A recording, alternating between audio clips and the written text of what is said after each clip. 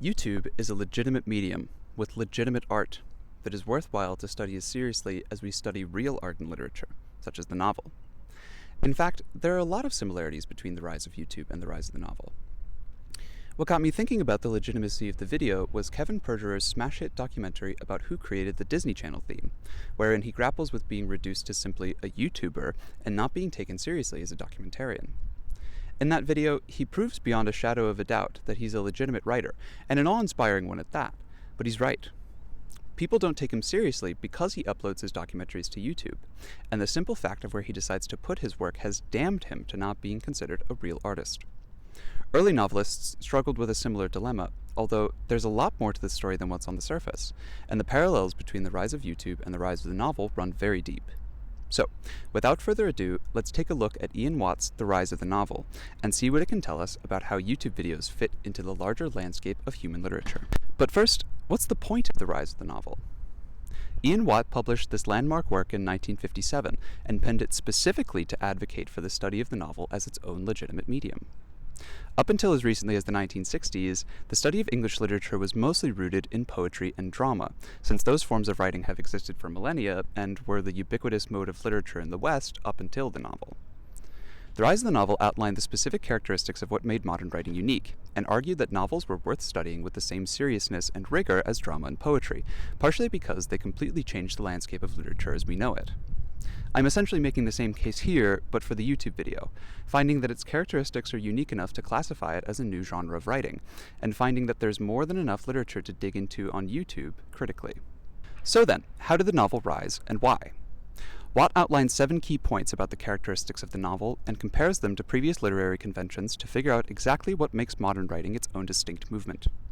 Later on, we'll compare YouTube videos using the same criteria and see what that gives us. Let's start with Watt's primary argument concerning 1. Ethos. Okay, we're going to have to talk about philosophy, but I promise to make it brief.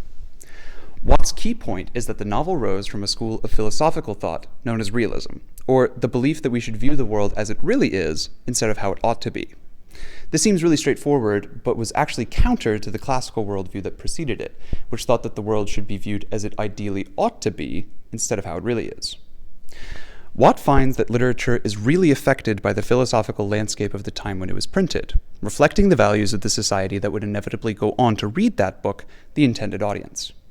Therefore, classical literature was idealist and reflected messages and themes that presented an ideal world, while modern literature was foregrounded by realism and reflects a flawed and unique world informed by personal experience. 2. Moral. Classical literature usually has a pretty clear moral associated with it. Maybe something about honor, or love, or loyalty, with the characters who progress through the plot in order to illustrate some narrative about that moral. The morals in classical literature reflected their idealized philosophy, showing an audience how someone who is honorable would act, providing a demonstration of an idealized virtue that is commonly held in a particular society. In this way, plot is typically derived from a specific moral, or a point in history that exemplifies that moral. Modern literature, however, is mostly unconcerned with the moral. Another key feature of novels is that they are informed from the author's personal experience, thus the narrative isn't driven by any specific moral. The moral of a novel is replaced with the experience of the protagonist and how they move through their fictional universe. Instead of morals dictating character action, each character in a novel acts according to their own personal motives, regardless of whether or not they are making the correct decisions. 3. Plot. Because classical literature is based on a specific moral, and that moral represents a collectively held cultural value, the plots in classical literature are universal. This means a couple different things. You may have heard that there are only 7 possible plots, or 20 or 36, depending on who you ask, and this is why. Classical literature valued having universal plots, partially so that they would be easy to comprehend, and partially so that audiences would find them relatable, which makes their overt morals more applicable and relevant. Watt says that the novel attempted to reject this notion of universal plots as much as possible, since novels are informed by the author's personal experience, and so each plot is unique. Despite novels being personally tailored, it's true that the 7 basic plots still apply to novels, since they can be analyzed with broader strokes in order to fit those categories, but each novel is going to progress through those basic plots very differently. 4. Structure. The structure of classical and modern writing also followed this universalist-individualist dichotomy. Classical literature has a generally fixed structure, probably best understood through drama, and so something like the 5-act structure fits the bill here as a universal guideline. Following this plan will produce a compelling tragedy based on a formula that is designed to facilitate drama, which playwrights have stuck to for literally thousands of years. The novel, on the other hand, doesn't have such a prescriptive structure. A novel can be paced however the writer desires, and this is definitely for better and for worse. An amateur author may completely botch their pacing, leading to a confusing read that doesn't build to anything significant, or is otherwise just too disparate to grasp in the first place. A skilled author can either reorient, reinvent, or extend existing story structures to fit their needs and create a compelling read at their whim. 5. Characters. One of classical literature's most notable features is the use of stock characters. Stock characters represented the archetype of a person, more defined by the attributes they possess rather than their qualities as an individual character. Although characters in different dramas could have different names, a parallel could still be drawn between their role in each story, such as the hero, or the damsel, or the fool. Watt views the role of a character to be their defining characteristic in classical literature. In modern writing, each character can still be seen as inhabiting these traditional roles, but must also be understood as an individual with idiosyncratic traits as a human being that complicate their role. Think of Don Quixote. Cast in the knight role, his madness interrupts his duties as a knight, and this is what makes that novel, one of the first actually, compelling and enduring. Watt also makes a point to highlight that characters in modern literature have real names, like first and last names that are evocative of the time when the novel was written, creating an illusion of realness that brings the character to life. One could argue that classical literature also did this, but that's super pedantic and a poor use of my time, so I'm just going to move on. 6 and 7. Time and place. Classical literature is meant to be adaptable, universal, and nonspecific. This lends to the fact that classical literature doesn't necessarily need to be set in a specific time or a specific place.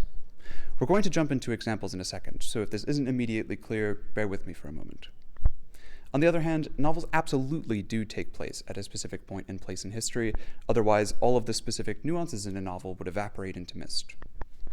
As I'm sure you're all aware at this point, novels are reflective of an author's personal experience, and so they're emblematic of the location of that author, as well as the time period when it was written. We need to move on to examples at this point, so let's just... Example 1. Othello. Okay, let's take a look at Othello and how it fits into this rubric we've created. Watt doesn't take the time to use examples, so I'm relying on Ayanna Thompson's introduction in this version of Othello to provide some context. For those unfamiliar, the tragedy follows a distinguished black military general named Othello, who marries Desdemona, the daughter of a Venetian nobleman. Othello's ensign, or subordinate, Iago, meddles with their relationship and with Othello's relationship to his loyal friend and brother-in-arms, Cassio, eventually turning Othello against everyone he loves, inevitably leading to his death. Okay, but if the play is about betrayal, what's the moral value, and how is that in any way ideal? Thompson finds that while, of course, Othello is tragic in structure, tone, and content, it's actually a blend of several different genres, including comedy and romance, as well as a morality play, a medieval allegorical theatrical form in which moral lessons were taught through characters who personify moral qualities, like charity or vice. In this reading as a morality play, Iago plays the role of the vice, which Thompson specifies as a certain type of character in the morality play, a temptation figure who performs the blithe spirit of worldly pleasures. Morality plays aren't necessarily constricted to display good morals, but to use characters as vehicles for specific attributes. Here, Iago embodies the attributes of vice, which makes the plot about betrayal, amongst many other themes. This all clicked together for me when Thompson reveals Shakespeare's likely inspiration for Othello, a work by the Italian classical author known as Cinthio, who published 100 interwoven novellas about love and romance, and one such novella bears a striking resemblance to Othello, though, quote, in Cinthio's tale, an unnamed Moor who lives in Venice proves himself valiant and skillful to the Signora, Venice's governing authority. Desdemona, a virtuous lady of wondrous beauty, whose name in Italian means unlucky or ill-omened, falls in love with the Moor, impelled not by the female appetite, but by the Moor's good qualities.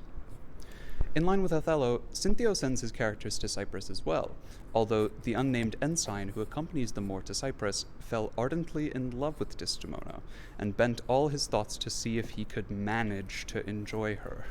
This is slightly different than the original, where Iago doesn't fall for Desdemona himself, but this is the key point.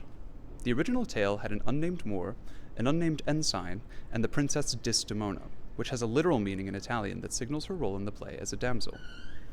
This points to the fact that the characters in Othello are actually stock, and not individuals with proper names like in a novel, although Shakespeare gave them names for his rendition. Thompson also points to the fact that even the Moor is a construct, or a stock character that is stock because of his blackness.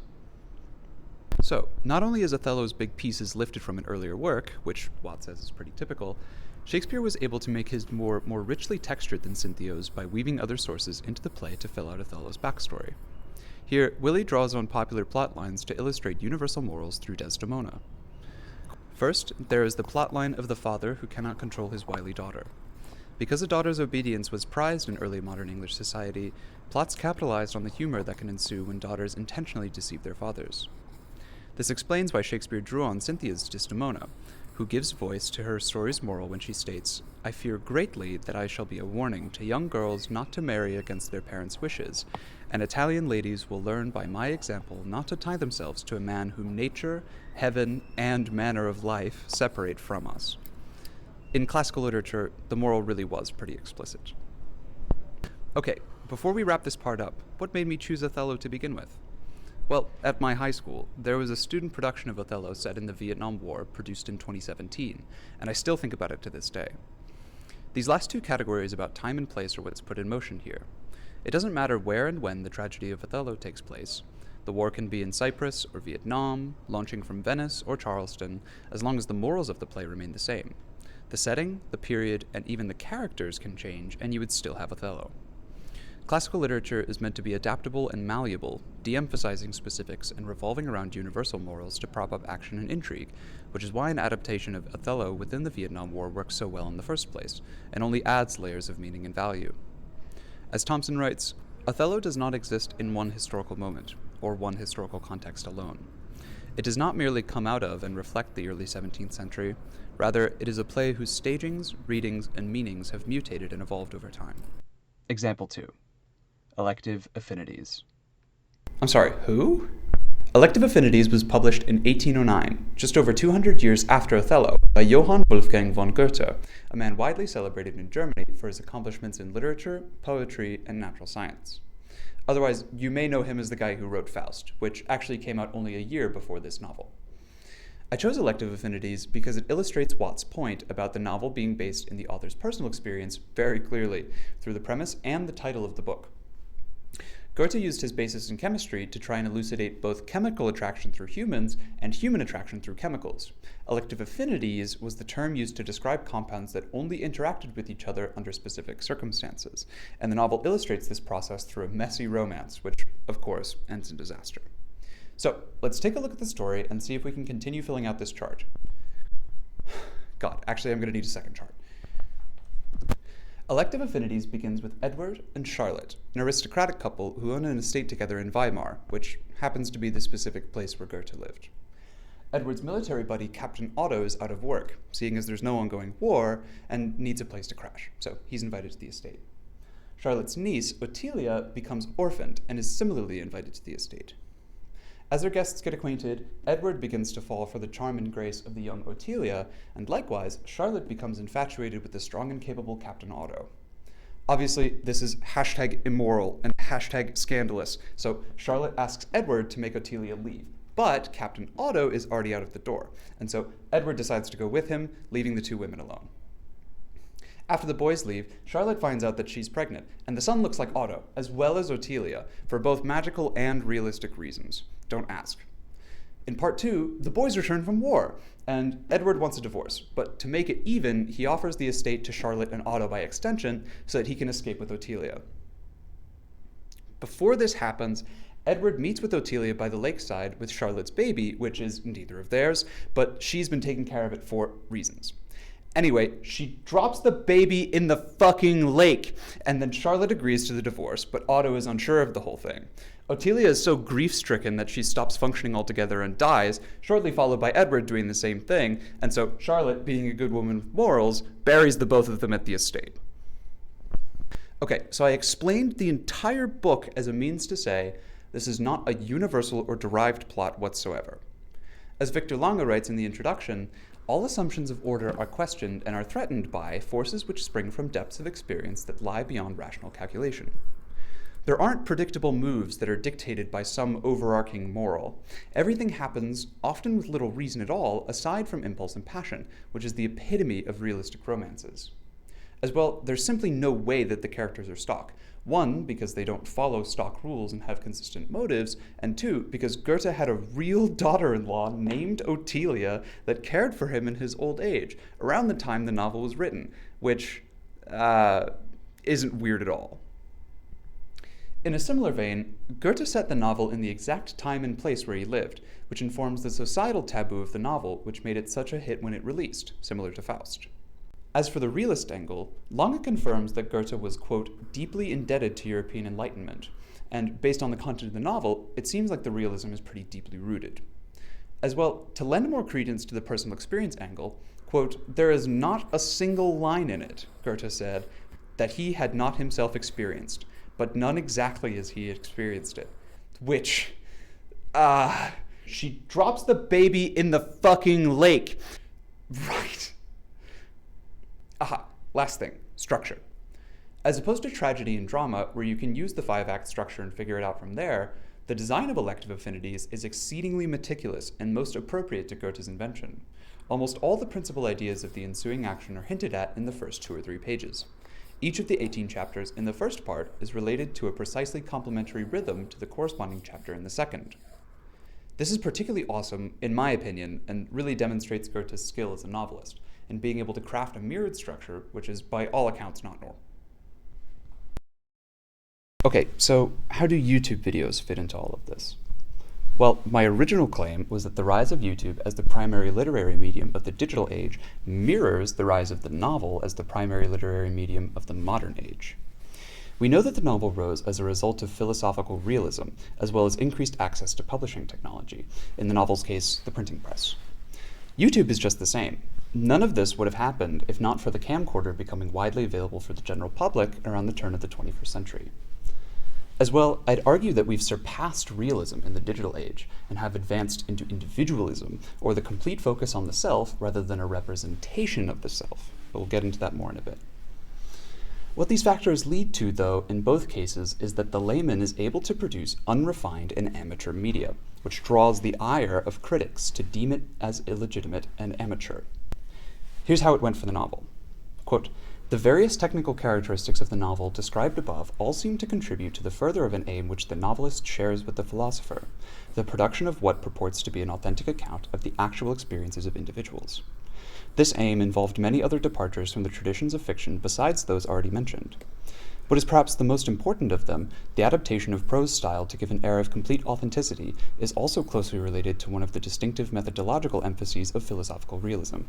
And the quote continues, it is natural, therefore, that it is to writers outside the circle of wit that we should have to turn for our earliest examples of fictional narrative, written in a prose which restricts itself almost entirely to a descriptive and denotative use of language. Natural, too, that both Defoe and Richardson should have been attacked by many of the better educated writers of their day for their clumsy and often inaccurate way of writing. Novels don't contain the type of flowery language found in Shakespeare, ditching sophisticated writing in order to produce a work that mirrors real life as best as possible.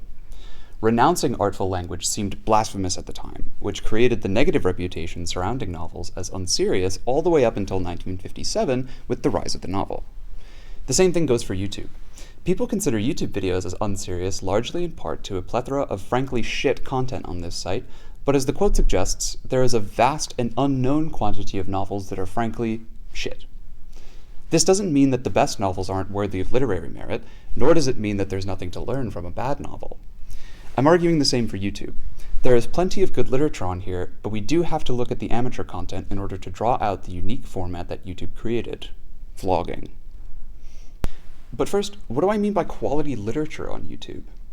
Well, all of the legacy media that happens to be published in the video format counts as good literature to me. Documentaries, essays, book reviews, that sort of thing. The number of times I've wanted to cite a video essay for a scholarly paper, but couldn't by virtue of the medium that it's in, has been frustrating to no end. To me, it seems obvious that we need to start considering this type of content as legitimate because it's legitimate literature everywhere else except for YouTube. And to write this stuff off because it's on the NyanCat website is like writing off braiding sweetgrass because Divergent exists. However, the actually hot take is that we need to consider the vlog as legitimate media. So, let's take a look at an example of a vlog, the purest form of digital writing. Luckily, we have the perfect example of a vlog author in our midst, an old classic and the modern master, the ice cream man, Dax Flame. You may know Dax as the kid who dressed up as Superman for a character day at his high school, and he made a pair of vlogs 17 years ago called Diary 30 and Diary 31, which are some of the internet's earliest viral videos, and still the most viewed videos on his channel. Diary 30, Superman is Coming to School is a candid, unwritten document of the self, right here at his house, right now before school. Jittery, showing off his binder ring earrings and Axe body spray. Diary 31, Humiliation, was published on the same day after school, following the realization that Character Day was actually next week, and it is exactly what you think it is.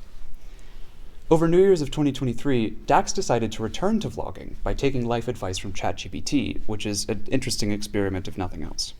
However, by June, he'd abandoned that project and has been spiraling ever since, but we'll get to that in a moment.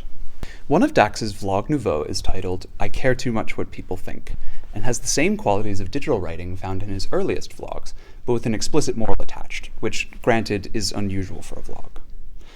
The premise is that Dax is trying to live with no rules, so he smears ketchup on his face, destroys one of 2 pillows he owns, wastes time playing Tetris and watching TikTok, goes to a library, buys a new pillow and some snacks, tries to eat a whole pizza and throws a slice at his mirror, but none of this is important. The whole vlog is an exercise in letting go, trying to break the habit of overthinking, trying to make his vlogs perfect, and trying to demonstrate to himself that it's okay to mess up and break the rules. Dax expressly notes that it's really difficult for him to do these silly things, and as a result, we also see him have a sort of breakdown in his car to and from his adventures. Now, if this wasn't somehow clear already, Dax is autistic. In the context that vlogs are more real than a novel could ever be, I relate to Dax's story in the same way a young adult might relate to The Bell Jar or Catcher in the Rye, although those are now pretty dated examples. Despite his style being unprofessional in a lot of ways, I consider him to be a modern-day Defoe. Through his newest vlogs, he shares the struggles of trying to upload consistently, imposter syndrome surrounding content creation, losing confidence in yourself, and not being able to meet expectations. These themes, among others, have plagued my mind in trying to become an essayist. Like, I originally wrote this video a year ago, the day after I Care Too Much was released, and I've neglected it until now, riddled with my own anxieties about trying to make it on this bitch of an earth. Frankly, I'd still be really lost if not for Dax's videos. There's a lot of power in relatability. In this sense, I find that all vlogs are value in their relatability, the direct relay of experience from author to viewer, same-day reflections of the real world and how someone else navigates it. Dax shares these doubts candidly and unflinchingly, which is something that deserves applause, and I can't think of another individual who's so willing to put themselves on the permanent digital record like that, let alone having similarly vulnerable vlogs from 17 years ago.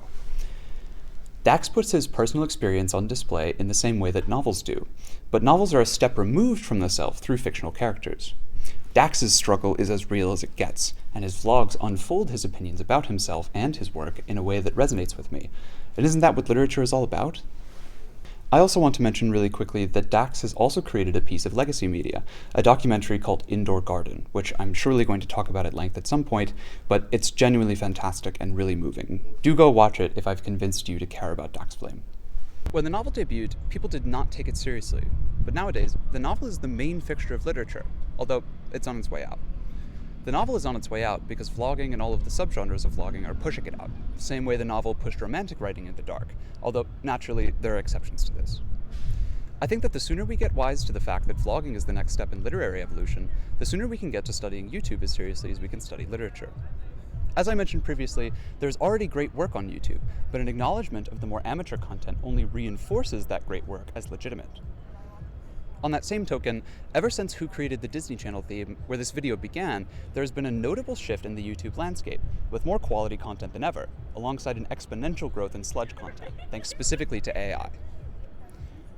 Part of why I'm making this video is to rally for the systematic investigation of content on YouTube with academic rigor, in order to try and comprehend the digital landscape of literature. For a long period, since YouTube's inception in 2007, there was a question about whether or not YouTube was going to be a fad. Now that one of the fathers of the vlogging medium, Hank Green, is starting an educational program that can give you legit college credit through YouTube, I think it's safe to say that YouTube is not a fad, and is in fact the next step in human literature. People have wondered for a long time, what will people think about these embarrassing videos kids make of themselves in 20 years? And, well, we're getting pretty damn close.